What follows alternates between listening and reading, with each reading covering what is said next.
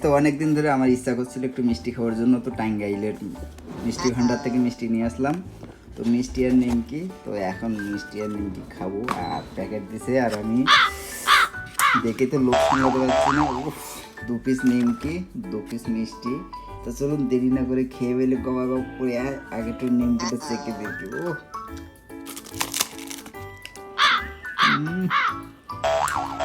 একটু নোনতা নোনতা আছে, নোনতা নোনতার সঙ্গে একটু মিষ্টি খাই নিই।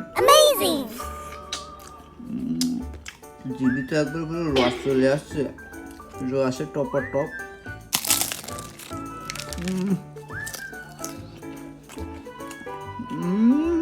একটু কালো মিষ্টিটা খাওয়া যাক।